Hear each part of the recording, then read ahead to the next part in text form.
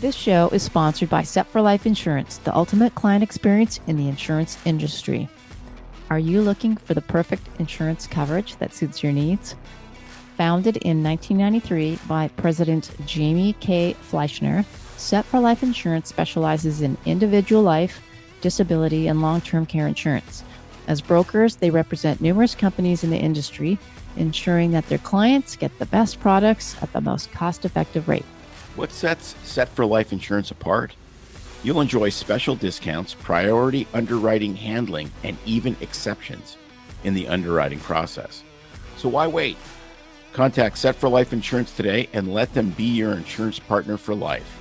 Visit their website at www.setforlifeinsurance.com or call them toll-free at 1-888-553-3559.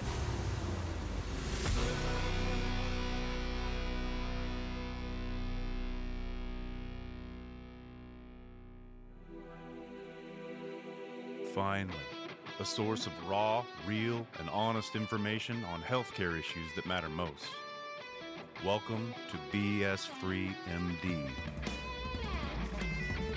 From the latest medical information to how to stay sane as a doctor or a patient, no subject is taboo, no BS is allowed. Now, let's welcome your hosts, Doctors May and Tim Hindmarsh.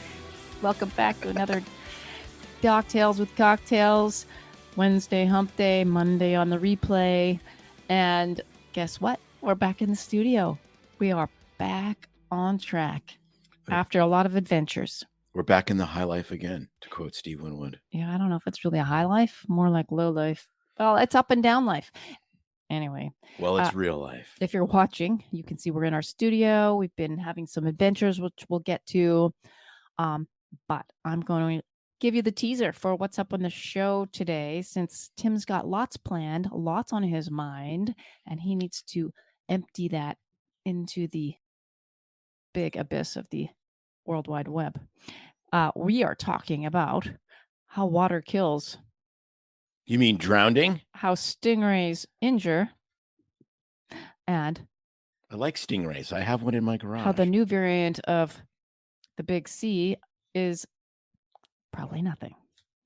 So, yeah. Speaking of experience, because she just had the C again like a week ago. So let's start off with that. We're happy to have you guys back. Yes. And I'm happy to be back because I was getting a little jealous when I watched the last episode with, I was going to say Michelle. It was Mitchell. Mitchell. Not Michelle. That's someone different. No, we will leave it there. That would be the former president's wife. We will leave it there. Mitchell, thanks for stepping in for me. Always wanted to be a blonde, so I live vicariously through you. Yes, and she had such a beautiful beard. Yeah, I'm not really happy about mine. It was delightful. Anyway, so yeah, we've been traveling a lot, and we're up in Canada. And honestly, we didn't post a lot of social posts. Oh, those are coming. Well, we did a little bit of video, but we didn't post a lot of pictures on our stories on our Instagram and stuff, fun stuff. Because you know why? Because the photo taker here, the producer of all the reels on Instagram and Facebook, was out for the count. Should I share that little tidbit? I think people knew I was sick. You said I was sick. Well, I got the big. You got the COVID. I got the little COVID. Well, you got something. You got something, and then a COVID test turned positive. So if you believe all of that, she got the COVID. Otherwise, she had what would be more normally known as a cold. Yeah, actually, I had the sore throat. I was stuffy, but I think I used 2 tissues. But I was so exhausted. I slept and I couldn't budge, and I felt like I had mono. And then you were better. And I was better. Then I lasted 3.5 days. Then I rallied. I kind of got out a little bit, did some things.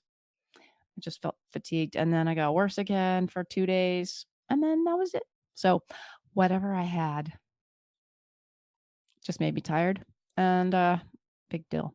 So it is going around. We're going to get to that in a little bit and talk about the new variant and what it means. But honestly, I've started to laugh when I've been telling people that I tested positive. That's what I had. And their eyes kind of go, oh, what happened? And I just think, what happened to the days 5-7 years ago when we're like, well, I got a cold, but we would just say, we wouldn't say, I got a coronavirus because we didn't know better. Or, Well, yeah, because it might have been parainfluenza or rhinovirus We or one didn't- of the other 19 gazillion viruses So, that we don't give we've a been shit having about. That cause colds. coronaviruses forever, but nobody Yes. seems to Yes, give exactly. two shits. That's Until now. That's exactly right. Until And I now- am the science told us that we need to be scared. And now it's not a brave new world. It's a freaked out world. And No, I'm it's just here to just- tell it's- you it's okay to have a cold. It's okay to have a cold. And if you get short of breath, then go to the doctor and deal with it. But otherwise, whatever. I'm so done. It's ridiculous. Let's talk about other ways to die. Let's. Okay, I'm gonna set this in here. I'm gonna do my little producery stuff. Oops, I'm gonna do that. There, look at that. That works. This is the New York Post.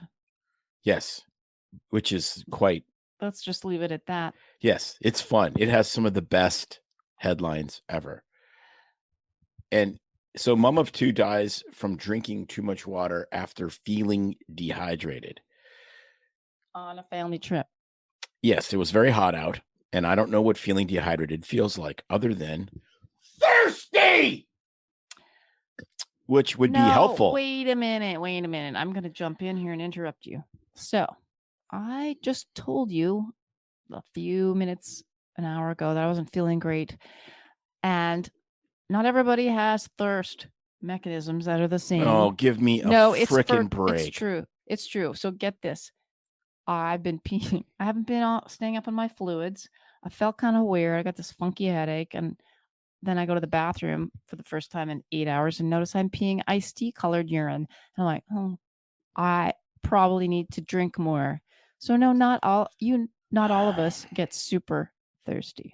No, but I'm just human beings have a very highly evolved thirst mechanism, or else we'd be dead because we live in deserts and jungles. Anyway. So you might not have been optimally hydrated, but you're not like actually really dehydrated. So it's just, yeah, I get it. You can feel a little bit better if you push your water a little bit, but you can also push it too quickly. And I was actually floored because what it looks like happened to this poor woman, which is a terrible case. It's absolutely tragic. It's horrific.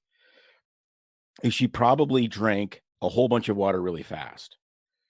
And it's crazy because I read what can give you hyponatremia, which is low sodium. Low sodium, which is what kills people in water intoxication. Is you can get hyponatremic from drinking 750 mLs of water in an hour, which is wild. So 750 mLs for people that understand alcohol more is a fifth. That's a liter. Yeah, keep going. So 750 mils in an hour, not 750 mils of Jack Daniels, 750 mils of water in an hour. So that's just under a liter. And I'm like, I've drank a liter in like 20 minutes before if you're really thirsty. And you sit there and you go, wow, that's really crazy. So, or 18 liters in a day. And I'm like, yeah, 18 liters in a day would be a problem. So in an otherwise healthy person, which is we don't have all of the data in this poor individual, you drink too much water very quickly, and you can become so profoundly hyponatremic that it kills you. Now, it doesn't just kill you because you just drank a liter of water in half an hour. That's not what happens. You have to have a setup for this. So the setup is either you have kidneys that aren't functioning completely correctly, or more correctly, you actually lost a ton of sodium before this. So as in sweating. So the setup for hyponatremia is sweating like crazy or pooping out a ton of sodium in diarrhea and then replacing it with free water. That is a problem. So in this case, she was really hot. Acid-base balance, which we won't get into. Yeah, she was. Let's do that. Let's do acid-base balance and how you fix that with a dialysis machine. No. That would be great. We'll have 0 listeners. So I can't do it. I'm like, nephrologists are geniuses. So, anyways, you lose a ton of sodium, and then you replace it with sodium poor water, free water, just regular fresh water. And that accelerates the hyponatremia to a point where it can be dangerous. So that is why when they have all of these free water stations at marathons and triathlons and whatnot, these guys end the race because they think that they're always dehydrated and they have to pound extra water, even if they're not thirsty. And they're drinking free water and not replacing the sodium. They've lost a ton of sodium because it's hot, because they're exercising. They replace it with free water. Boom, hyponatremia. To just drink water without losing sodium ahead of time to get this dangerous level would be really difficult. I think something was going on. Yeah, the other one that complicates this is people get a headache because they are marginally dehydrated. They're out drinking. They're out in the sun. They're sweating. They're peeing a fair bit because they had a couple drinks. And then they take ibuprofen for their headache, and they're modestly dehydrated, and the ibuprofen starts to frag their kidneys. And then they replace it with free water because now they're really thirsty. Ergo, that sucks. Yes, metabolized by the kidneys.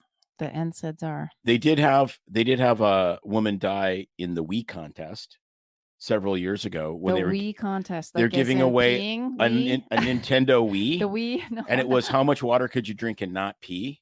Was this radio station did this? What? They should have been sued for that. Well, I'm sure they were, because she died of hyponatremia because she drank and drank and drank and drank and never peed. And so her kidneys couldn't equilibrate her sodium and she died. Is that just the British saying?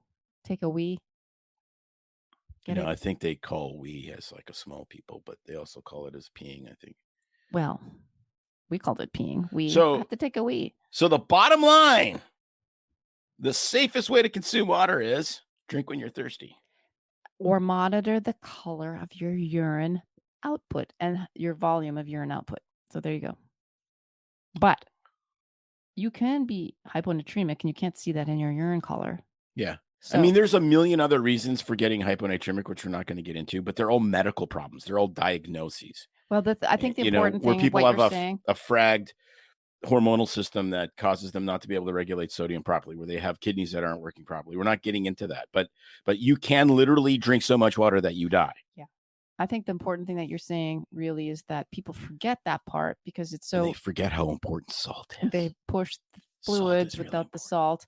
Now it's cooling off now, but I saw the little ones out there doing the Pop Warner, poor kids with the big helmets and the little bodies out there in the heat playing football. Sports are ramping up, school's back, and it's still very hot many places, and people go hydrate, and they don't remember about sodium. And they also don't remember that heat is going to kill you faster than virtually anything. Which we talked about on our podcast. But so those are important. You need to balance it out. So very good points. So before we jump on to the next exciting topic, Jamie says that her boyfriend has been running a high fever for 2 days now. Very hot, couldn't sleep. She couldn't sleep next to him. He's stubborn. He won't go to the doctor with underlying conditions of asthma and wheezing. So we can't give medical advice on the show. We don't. But sometimes having a fever for a couple of days isn't the end of the world. But usually past 48 to 72 hours, probably should get checked if you have an underlying condition with your lungs. That will all be what we'll do the Dr. Drew thing. You need to see your healthcare professional. There you go. So we do hope he is not too ill and does get better or get some help. There you go. Gets checked at least. That's all we can say. But yes, we do see your comment, and I wanted to acknowledge that. And we appreciate people commenting during. Well, and lots of viruses can cause asthma exacerbation. So yes, it isn't just that was my point. And it's treatable illness. We like treatable illness. That's a good thing. So probably should get checked, boyfriend. Are we going to the next thing? Well, I think let's talk about. I find it fascinating that you want to talk about stingrays. Are you trying to freak me out, given the fact that we are going to a land of stingrays? I am, but it's all first. It's the land of the cool stingrays. What a beautiful stingray that is. That is a beautiful stingray. And what year is that stingray? That is in 1972, which is interesting. If you look at the, I can't point because it doesn't work that way. If you look at the badge, the stingray badge, which is just above the gills, which is on the right So they front really fender. call it gills on a car. Mhm. They call it gills on a Corvette. Well, they are, yeah, because it's a fish. Just like the Barracuda. You know what? Just like the Plymouth Barracuda has gills. So you take your It car literally into has the gills. shop and you say, "I've got a I problem with broke the gills." some asshole drove into me in a parking lot and broke one of the gills. For real. Actually, on these cars, they call them egg crates because they look like egg crates. But you'll notice the Stingray is spelt correctly in one word. Stingray, one word. Because the actual animal is one word. From 1963 until 1967, those original Stingrays were two words. And what's the significance of that? Just an error in jamming the letters together? No, it's just the way Chevrolet decided to do Oh my it. And so gosh. then they had a gap in 1968, and then from 1969 to 1976, they were Stingrays. And then there was no Stingrays until 2014. And now there's still Stingrays all the way till 2023. But do they still have gills or have they evolved? No, they evolved. They now have feet. What the heck? No, I just made that up. I was just like, I just made that up. So yes, there it is. And then there it is in its natural environment. We will miss the mountains. beautiful. We're trading the mountains for the beach. See, look, but actually this body style, you'll notice, we'll go back. This body style actually is the shark body style. So it's because not it a looks, Stingray, it's a shark. Well, they call it a Stingray, but there was a show car with this body style that they painted like a Mako shark. And so this has always been the shark body style because it looks dun, dun, dun, dun, dun, dun, dun, dun, more like a shark than it does a Stingray. Okay, I'm using my imagination. I don't know. If it was gray, maybe. Just saying. So, what has this beautiful car out on the highway? I guess it's got to do with the topic because it is a Stingray. Yes. And speaking of Stingrays, whoopsie So daisy. What we're looking at here is woman impaled by Stingray. She's lying in a hospital and on her side, and there is a giant stinger in her. Well, so it's interesting. Thorax. I'll get to some more pictures on this. So she was swimming in the Tampa Bay, or Tampa Bay, as you would actually call it if you weren't an idiot. And she went to flop backwards to wet her hair because, of course, it's hot as hell in Florida now. And she got stung in the chest, which is very unusual. Usually you get stung in the leg because you step on the Stingray and it reflexively most people would call that their back, not their chest. Yes, but her lungs are still there, thorax. Still attached to her thorax. I'm going to correct you. So her husband apparently was holding the animal and it was wiggling because they're prone to wiggling. And it was digging the barbs, the stingers, deeper into her chest. And she's like, I'm going to get Steve Irwin here if this wiggling continues. And eventually the sheriffs came and they cut off the tail at the base of the Stingray. So interesting. This Stingray went back into the water, swam away with no tail, and his buddies call him Bob now. Get out. They released it? I don't know. I just made that part up. Because he had no tail, so they named him Bob because he's bobtailed now. He's stinger free. But check this next slide out, kids. There are the juicy barbs impaled in her skin. So, and for people just listening to this, Stingray, and you can kind of see it here, there's two stingers that come out of the tail. They fold down in the tail and they pop out when it stings. And they're barbed like a fishhook. So you can't just pull them out. You can't. You can try, but they won't let you. You can try. The person will not let you. Yes. So I'm assuming they have to dissect those out with scalpel, just like we do with dumb fish hooks when people come in. So all I can think is apparently they're not hard to remove. I actually asked a doctor in Florida, and he said they have venom on them too. That's the other bonus feature. So if you put warm water on the stingers, that tends to denature the protein. No. You pee on it. You pee on it. Right. So, but when a patient comes into the urgent care, I'm not going to pee on their stinger. That would be bad. So warm water will denature the protein and the venom just goes away. So that part's easy. And then you numb it up and just yard them out. And then you give them antibiotics because they're. I can hardly wait till we get to do a show on this where you've done your first stingray barbed removal. Extraction. I'm thinking from now on, I am going to stand on the shore and then get on my hands and knees and like literally swim out into the ocean and not walk. Well, maybe we could invent this thing that's like a broom that you wear and when you're swimming that like knocks them off. A broom. No, but we'd see them all. Like you'd see them all the time kiting in the Pamlico Bay of the Atlantic Ocean in North Carolina, because there's gazillions of them. They just lay on the bottom of the ocean. People always ask us about, you're moving. That's always you're moving to Florida. What about the gators? What about the bugs? What about the hurricanes? So I'm thinking. Gators. I mean, gators. We have like raccoons around here. Yeah, we have water skied with gators so much. It's like they're really. I'm more scared of a cougar. You kind of have to be a knucklehead.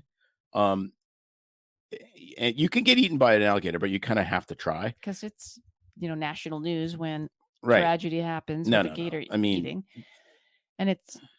Yeah, there's cougars here that happen, and then the bug thing is not an issue. I'm sorry, it's just not. What bugs? Okay. There's more. I have experienced way more bugs in the Northwest and definitely in Canada than I've ever experienced in Florida. Like by a gazillion. Maybe we're in the wrong part of Florida, but I've yet to find. I had a little. We were there, and I freaked the heck out. We were outside, and all of a sudden, I felt this thing jump onto my leg, and I looked down, and we were by these bushes. So I'm thinking it could be anything like a snake or I don't think there's scorpions there, but. No, there's snakes though. Things jump out. Anyway, it's on my leg and I look down and I just freak and flick it off. Well, it was a cute little grasshopper. Yes. That's the only bug I really. No, we went to an outdoor wedding. We went to an outdoor wedding and it was beautiful, like 75 degrees out at 10 o'clock at night with no tent, no screens, just food galore outside. And there was no bugs. We have tried to do that in Oregon, to eat outside with barbecue, and it is a venom fest of wasps trying to kill you. It's a no-go zone. It's an absolute no-go zone. All you do is we had our friends last weekend, and I had the sweet smell of salmon on my hands, and we walked outside, talked on the phone, and I almost got attacked. No, it was just terrible. Like May used to say, okay, you're barbecuing, let's eat outside. I'm like, why? Now, why don't you just take venom and just poke me? Because that's what's going to happen. Now, we are not going to be in swampland. It might be different. And if you live on a lake or in swampland, there might be more no-see-ums, the little things that just you love to hate and they love to eat you. Yeah, sure. I'm sure that's the case. We'll update you in 10 months. But the other thing about this is, you're saying like we're not in swampland? I don't know. I think kind of the entire state is a swamp. Well, you know what I mean. It's concrete land now, a lot of it. Yeah. Anyway, they pump the water out of the swamps to make lakes that people live around with golf courses, and then wonder why there's alligators. We are going to be living in a screened-in oasis, so hopefully we'll be okay. Correct. But I'm more worried about the stingrays and the darn snakes that sneak around, and a hurricane, as you know. Yeah, I'm not worried about that because where we live, we're not in a floodplain, and there's wind events, there's water events. I mean, there's storms everywhere. We'll be running to the airport. But we've been living on the first plane out of there. Yeah, we've been living in the fires of hell in the Northwest for the last 5 years. We got evacuated from our house because it's like, well, I don't know, fire. Yeah. What's the worst? Water. The wind part can be an issue, but with the building codes nowadays, it's really not that big of a deal. In most cases, the water is the issue. Flooding, there's nothing you can do about that, and that's you don't want flooding. So, anyway, we've been watching the news closely. Thankfully, our area's been good. Prayers to everybody that's going through it right now, because it doesn't matter. Someone's going to get hit, which really sucks. And then the problem is now it's a tropical storm and it's in Georgia, and the issue with that is it may just stall. Like when these stall, sometimes when they're not hurricanes, because hurricane force is based on the amount of wind, and they just become a rain event that sits there and just pours rain. Like that's what screwed Houston before, is you get the storm surge, which is from the wind. That's a problem in the coastal areas. But then you get inland in a place like Georgia, and you can get tremendous flooding because it just parks, and all that energy it's sucked up from the Gulf of Mexico goes someplace, and it goes into massive amounts of rain, which honestly, in a lot of these situations, is far more damaging. I'm just thinking. Is that rain events? Yeah. You know, I'm just thinking trench foot now. Trench foot. Yeah. Soggy wet feet. It's bad. You're going to have a People lot of in World new War I adventures. died of trench foot. He's going to have a lot of new adventures. They died of trench foot. Seeing yes. Their feet got cracked, and boots. I am so tangential. Anyway, you're going to have a lot of adventures, seeing some new things. On the other hand, we'll be abstaining from the clinic. But yes. We will, but more updates to come on where you can find me. It will be fun. More updates to come on where you will find me rewiring myself. I'll be riding Harleys on Christmas. That I can guarantee. Anyway, what are we drinking tonight? Oh, yes, we need to get to this because this stuff is very, very good. Emptying our cabinets. Very, very good. Because we don't want to pack the whole last 30 years of our life with us across the country. And so we are wine club members to Y Yeast Vineyards. We've shared their wine before. It says 26 on the bottle because this is good until 2026. It's good until 2026. Right now it's vinegar. No, it's good till 2026, not 1926. That's what I said, 2026. Good. I corrected myself. And it's Y Yeast's this was the very first wine that I tasted there and bought cases and cases of this vintage many years ago. It's called Tilly Jane. It is the most wonderful white. It's a Riesling. It is not sweet. It is perfect all year round. Mm-hmm. And Y Yeast Vineyards is in the Columbia River Gorge outside of Hood River. It is a stunning location where you come just off the gorge, you go towards Parkdale, and you sit in this winery and stare at Mount Hood because Mount Hood is just like right there. It's awesome. Yeah. We like you, Y Yeast. So send us free wine. I love their red. Their Pinot Noir Reserve is blue chip. It's called usually the blue chip Pinot Noir Reserve is my absolute favorite Pinot. Others come very close to it that we've talked about, but Y Yeast Vineyards, yeah, we would love you to sponsor us, and I think we're going to go visit there. Them to mail my shipment forevermore to Florida as well. Yeah, I think we're going to go visit them in the next few weeks. We need a couple visits in the Northwest before we drive across the country in a U-Haul, which I am entirely looking forward to because nothing says comfort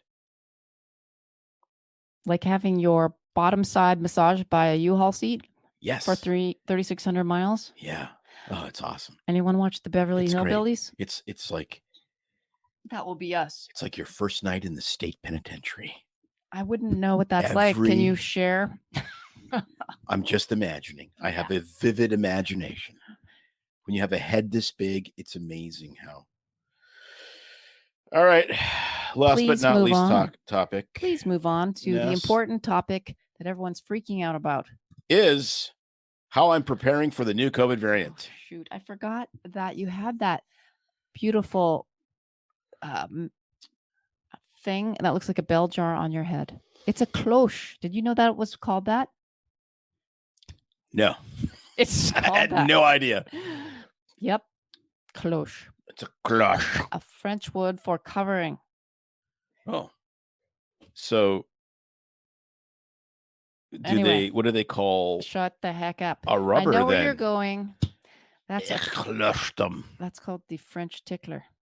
Well, that's totally different. No. Completely.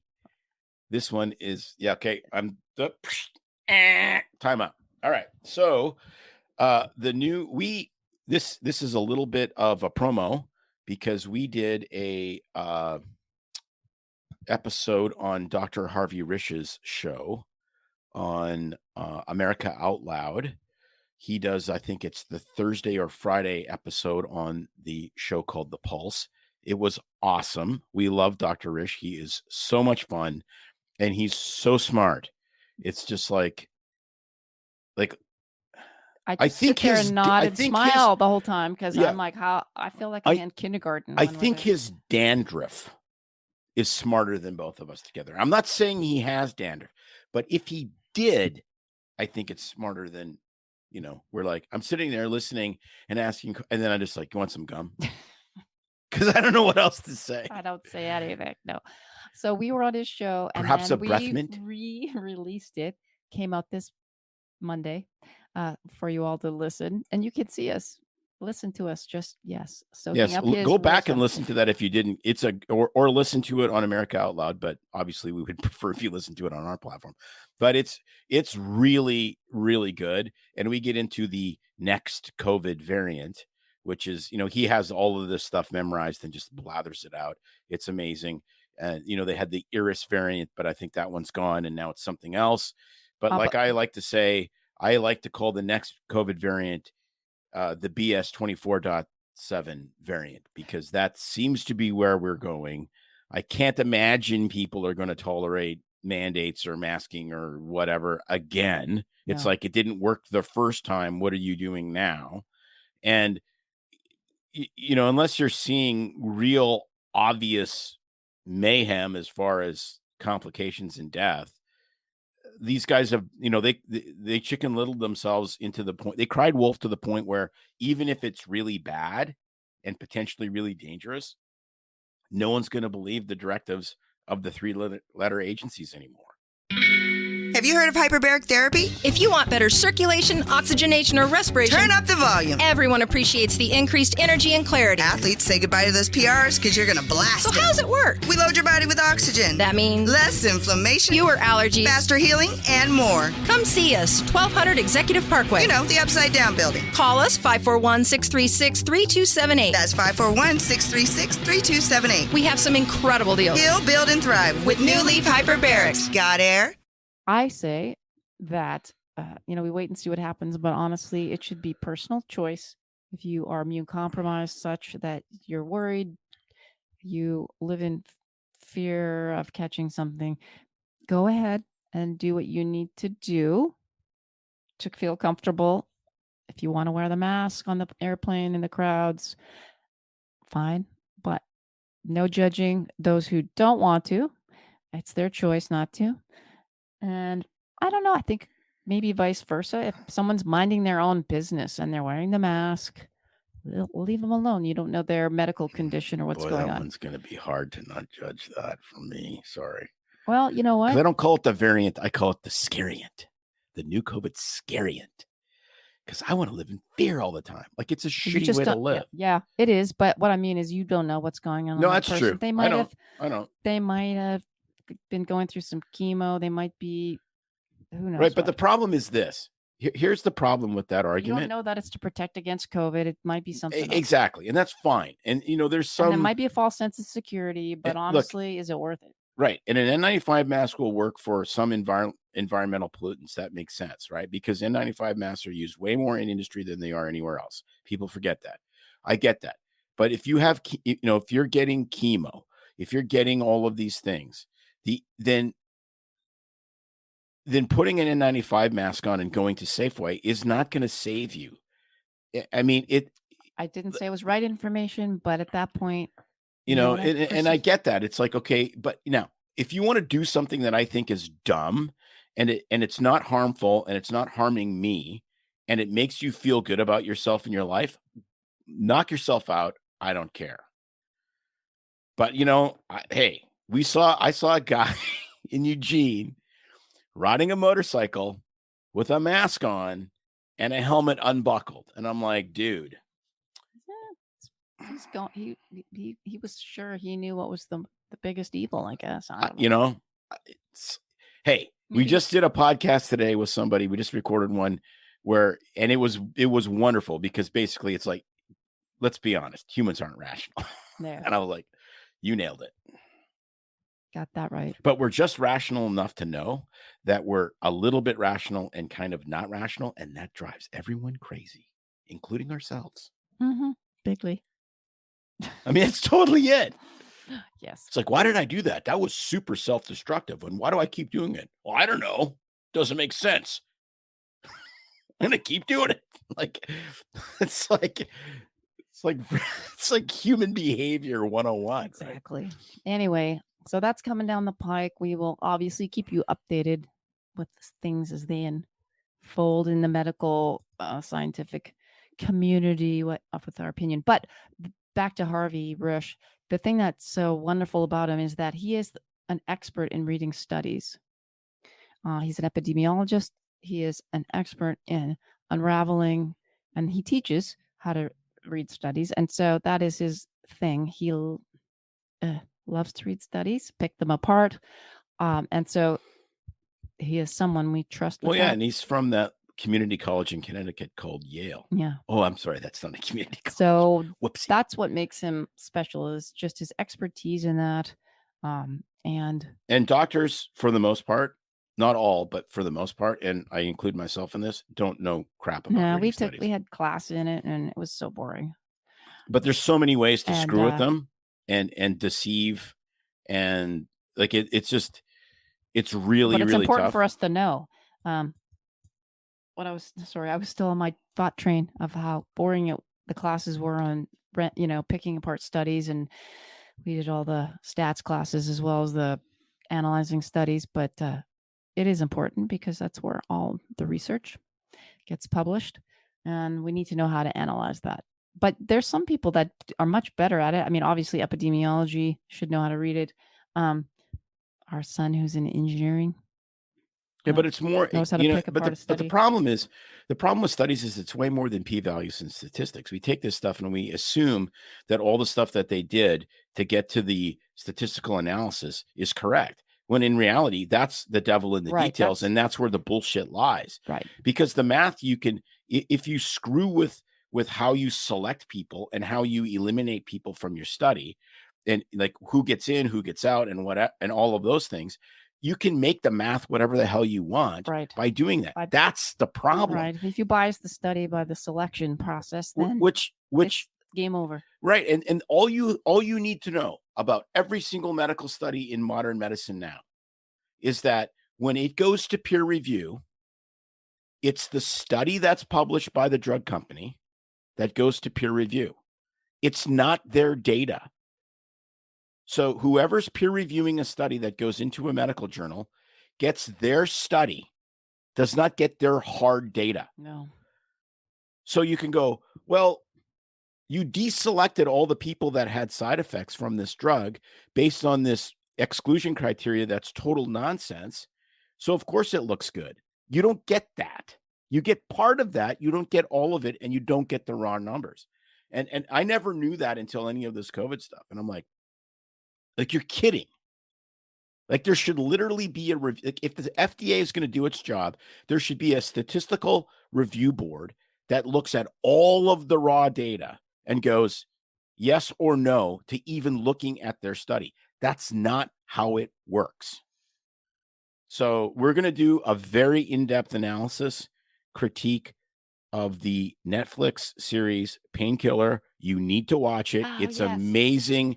We're going to blow the lid off of that with our opinions, because it's very, very compelling. It's very well made. And, Ferris Bueller's in it. So how do you beat that? Yes, we are episode 4, I believe. Yeah, watch it. And then we're going to have an episode in the next few weeks where we go through it, because it's incredibly instructive, not just about what happened with opioids, but about what happens with everything in pharma and medicine. Yes. No, it's done so well. I mean, I actually, speaking of, we weren't talking about PTSD, but we were talking about it earlier today. Watching that made me have flashbacks to the whole OxyContin thing, and just everything. It was like being there all over again with the drug reps, the physicians, the belief that we had, the stuffed little blue plushie Anyway, I had a it's done very Viagra. well. I had a Viagra pen that I put in my skydiving logbook. Like, this is how freaking genius these guys are. Okay. And I absolutely shit you not. This Viagra pen folded in half. The shaft of the pen was kind of a tan, Trumpish brown color. And the head of the pen was purple. Get out. And you pushed a button and the pen opened up and it went. Nerd. And I would write my skydiving stuff down in my logbook with that pen. And the reason it was there is because all my non-medical skydiving friends lost their minds at how completely ridiculous this was. It was literally the erection pen that they gave you for free to remind you. Well, I can't remember what Viagra does. Like, I mean, like, what the hell? Wow, that's marketing genius. I don't remember. I mean, it's long gone now, but I'm sure if I could sell it on eBay now for like $300 because it's so insane. It got old and it quit working. It dried up. It needed ink replacement therapy. And spring replacement therapy. Yeah. Yeah, there you go. No, I mean, wow. Yeah, so like this stuff, this marketing, we were at the last probably 5 or 10 years of the really good marketing. I know. Where they really bought you. Like literally they would take lunch. You. We got lunches and talks. No, we got lunches and talks, but pens and yeah, but that all went away rulers. After about our first 10 years. But our first 10 years of practice, they would take you out to comedy shows and then dinner and drinks. Oh yeah. That's right. Didn't you get to go on a heli skiing trip? I went cat skiing. You did. Like heli skiing. I went cat skiing. That's right. And literally to make Do you remember what drug it was? It was that drug that got pulled. That was the drug for IBS that lasted about 20 minutes because it had made you shit your pants. No, it had some really bad like other metabolic problems or whatever. And they were pushing it hard because IBS is super common, right? No one ever thinks about, hey, maybe I just radically changed my diet. Yeah, my I'll IBS think of the name of it in a second. Yeah, that's right. I remember that. I mean, that drug, it lasted maybe 2 years, and it was so blatant. Like, this guy's fun. Like, these guys are fun. Like, I ran into the guy at the mountain years after he quit the drug industry, and it was just crazy because he takes us skiing, and they have to make it legal to write it off and to have it as an business expense for. So they have to have education. So the night before we go skiing in, cat ski, a heli skiing, basically, they have some guy come in and talk about how great this drug is, another doctor, and they, feed you this nice steak dinner and a bunch of beers. And then you go to sleep. And the next day you get up and you get $1,500 worth of skiing or whatever it cost back then. Wow. And I don't recall me. And like literally we're in the lodge between runs and he's like, just remember whatever the name of this drug was. Just remember that. And I remember I was such a jaded. You don't remember the name of the drug. No, I don't remember the name of the drug. I do remember the experience. It was 2000, January 1st, 2001, whatever, January, whatever. It was Super Bowl Sunday when the Ravens won. Yeah. See, that's the savant part of you that remembers that stuff. And I told him, I said, if you keep taking me, this is how blatant this is, and I confessing my sins. I said, if you keep taking me cat skiing, I'll tattoo that shit on my ass.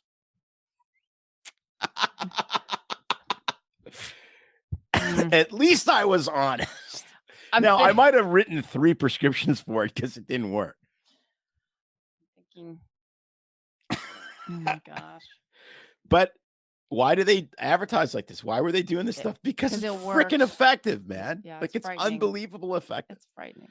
Yeah, well, we have changed. We have become jaded and, eyes wide open. Yes. Yeah. If they offered you that again, a drug company. Would I take drug companies' money to do cool stuff? 100% I would. Because I'm draining the money out of them. And would I prescribe their drug? No, I wouldn't, because I'd have zero guilt about that. Because I'd realize that, they pay me, like feed me, do whatever you want. Great, I'll take your money. I'm not prescribing your shit. That's their goal. And they would shame you. Like people understand this. They got drug companies, and they explained it in the TV series. Drug companies get prescribing information of physicians, and they would have the super cute, 31-year-old blonde chick, impeccably dressed, say, Why are you not prescribing writing X this? instead of ours? Yeah, why aren't you not writing this? Yeah, they would Like know. they would literally, like they have a bachelor's degree in marketing, and they would come to a physician with 30 years of experience, and they would know what you prescribed and that you didn't write their drug, and they would say, Yeah, you would why get did you shamed. not? Why are you not writing our drug? And it's like, what the hell? Yeah, I know. I mean, it's like, excuse me, and you are a physician of what specialty? Oh, that's right, marketing specialty and makeup. Like it was just like, I mean, like you think of it now, you just like, I look back because those days are gone. Like I haven't worked in a place that has drug reps or drug lunches or anything for probably 10 years. It's just beautiful. It's gone. It's more than 10. It's gone. Like we just got rid of it. We just finally decided this is completely insane. I think 15 plus. But it was just like, it was just anyway wild. So to that point, check out Painkiller because we're watching it. We're going down this rabbit hole again. Like book club, only movie club on it, and we should do movie club. BS Free MD movie club. Well, then we have to have everybody watch Dr. Death. Oh, that's a good one too. Yes, but isn't that on Paramount or something? I can't remember, but that's you'll never want to have back surgery again. It's like, okay, I need to have 19 billion subscriptions. I know. Plus cable. It's like, you love it. Well, we saved a bunch of money because we got rid of cable, and we switched. We have a secret. We switched to. Well, we can't say it unless they sponsor us. Yeah, their chances of them sponsoring us is zero. But So here we go. Here comes some dirt. There was a doctor locally here that was hell-bent on Zoloft when it first came out, tried prescribing to everyone in the family. The sad thing is a lot of physicians get on the bandwagon when something new comes out, and then they market it like it's just the new magic fairy dust for all your problems. But it's human behavior, right? It's not rational. It's human behavior. Like we have like a newness bias. So if something's new, like why did they put, they have Tide and it's new improved Tide, so it's better. Well, what did they change? Well, they just put new improved on it. It's the same shit that you're buying before, right? And thankfully, we were trained by physicians and in a institution that taught us to be very jaded about anything new that wasn't tried, tested, and. Well, we had a guy that wouldn't write any prescription that was less than 10 years old. Exactly. I mean, if it had not been a decade. He was my primary supervisor. And I looked at him like, you're freaking. He's like, I was like, you're a dinosaur. Prescribe it. What's the data? What's the long-term data? He's like a dinosaur. And I'm like, no, he's not a dinosaur. He's a genius. Yep. And it's just, like we don't, like there's all this stuff we don't understand in long-term data. Like we don't understand antibiotics. We really do not understand antibiotics. I mean, there was a strain a couple of years ago. There was a strain of gonorrhea that came out in England or that was entirely insensitive to all antibiotics. You could not kill it. It was like Rambo-rhea. That's the gift that keeps on giving. Yes. You couldn't kill it. They could not kill it. Rambo-rhea. Rambo-rhea. It was Ew. And so like you sit there and you go, oh crap. Like when are we going to have, staph and strep, which we already do to a certain degree, but where you absolutely can't kill it. Well, and some people, they have that. Yes. And the answer is so much antibiotics that it doesn't right. work. The answer is that antibiotics have changed the world. They've been one of the greatest health innovations in medicine easily, but they're only 80 years old, give or take. So we haven't had even a century of experience. And what happens if you end up making superbugs, killing everybody's microbiome? And then now there's like, there might be 200 years from now, there might be infectious diseases that like that's the case, that we actually wiped out humanity by treating disease. We don't know. And that's why, we sit there and we go, well, we have long-term data. How long is your long-term data? 18 months? And you're just like, what? No. So How about 200 years? Yeah, so let's dial it back a little on jumping on the bandwagon on some of these things. On everything. Mm-hmm. No, it's like, seriously, like, Yes. I have completely, I'm evolving my attitude on a lot of this stuff because human biology is so unbelievably complicated. And then the interface of human biology and animal biology and botany, and how all of these viruses and antibiotics and vaccines and all of these interplay, it's unknowably complex. That's the problem. Yeah. So people jump on the autism is caused by vaccines thing. Well, maybe, I don't know. It'll never really be studied, but you can't say that because it's never really been studied. On the other hand, every vaccine we have is safe and effective. Well, we don't know. And we don't know what the interplay of 72 shots in 15 years is because it's never been studied and never going to be studied. Like, you just don't know. And then you get censored for saying, we don't know. I'm not making a judgment whether this is good or bad. I'm saying we don't know because it's unknowable when you only have data for 40 or 50 years on things that we like. It's devoid of common sense. That's what drives me nuts. It's like there's no common sense. It's like if mental health drugs work so good and 10% of the population is on SSRIs, how come we have more anxious and depressed people now than we've had 50 years ago? If diabetic drugs work so good and processed food is so amazing, how come there's more fat diabetics now than there was 50 years ago in 1972? When you look at a picture of the beach in 1972 and you go, oh my God, they must have had a bodybuilding modeling contest. No, those were normal people eating steak and eggs and smoking. I'll give you that one. And so it's just like, well, we're worse off with more stuff. Like, what the hell? Something's going on here. I don't have the answer. I'm not going to tell you X is good and Y is bad necessarily, but you got to be able to ask the freaking questions without being censored and without being called a, derogatory anti this or a whatever phobic or Well, I'm going to cut you off. No censoring. Just going to wrap this up. Yeah. Put it in a little package. It's good though. This was good. I needed this ranting. Good. I'm glad it was cathartic on the waves of the internet instead of at me. It's helping our marriage.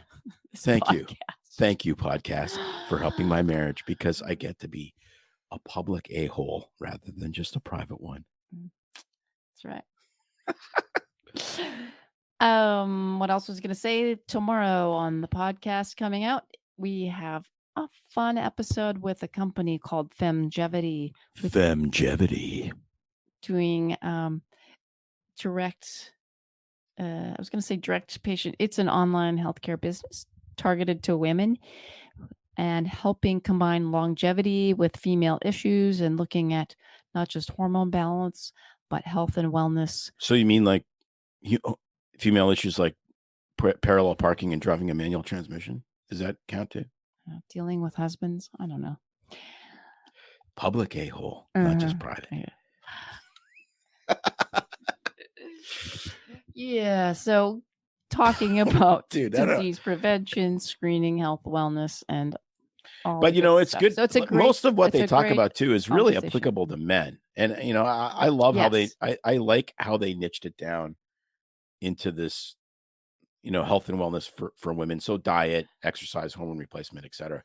But I got a lot out of it, and she was a tremendously knowledgeable interview. Yes. Like really fun. So take a listen to that episode. I think you'll really like it.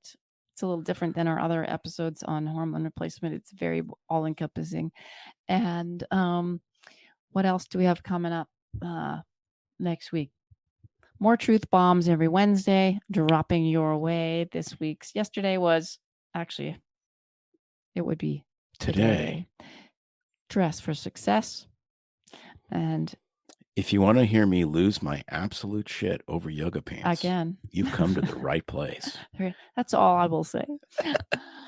And as always, newsletter, sign up where you Please get sign up. extra information, my Yes. musings and writings, and occasionally Tim's with some personal photos and thoughts that we share. Comes out usually Mondays.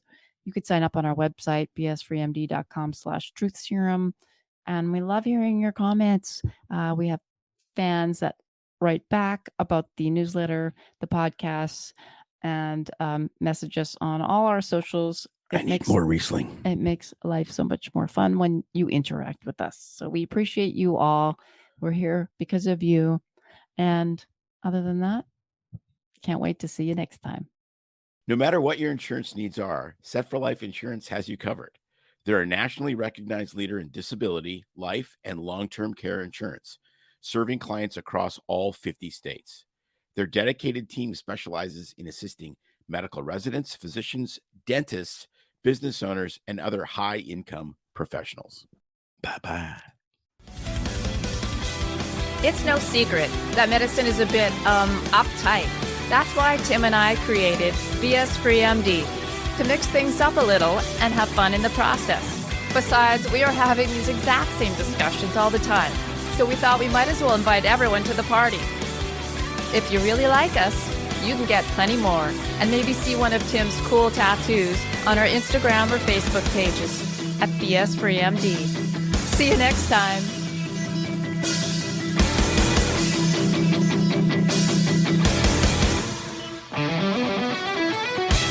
But we try to keep BS Free MD as raw and real as possible.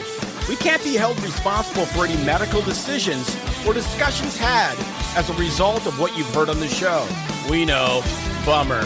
But the truth is, we really do care about your questions. So feel free to reach out to us by email at doc@bsfreemd.com.